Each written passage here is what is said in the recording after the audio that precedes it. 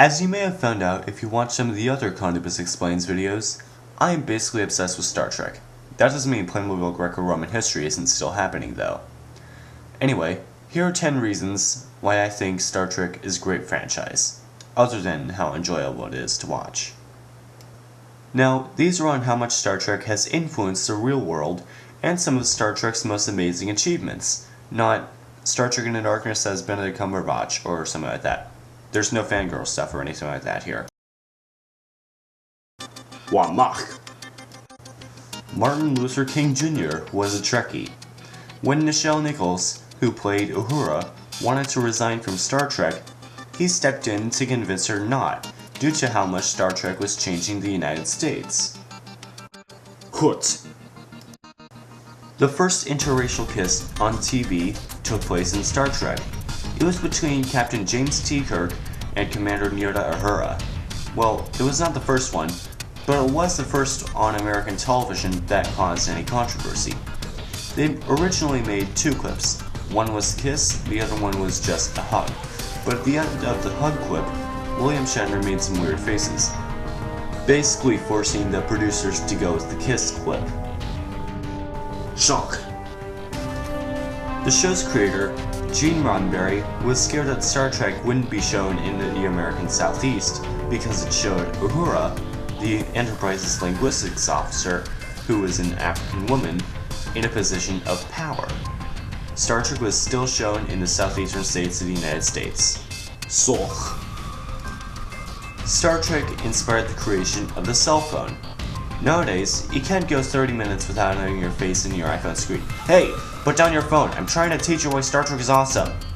And the first cell phone was inspired when the inventor of the cell phone, Arthur C. Clarke, watched an episode of the original series. Captain Kirk was in danger, and he pulled out his communicator, which inspired Clarke to invent the mobile phone.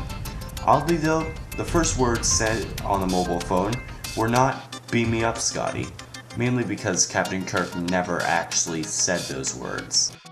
Ja.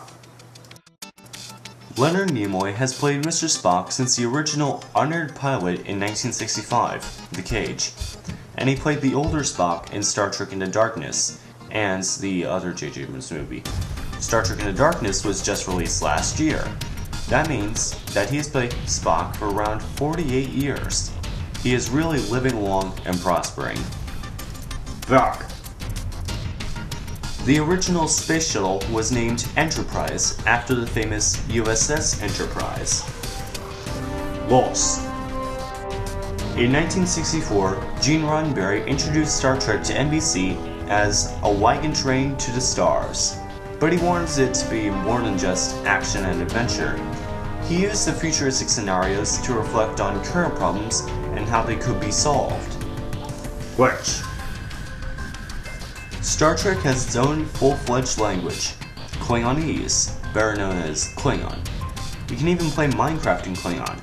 In fact, I was even saying the numbers in this video in Klingonese. Cha. There are many Star Trek related sites in North America, most notably the marked birthplace of Captain Kirk in Riverside, Iowa.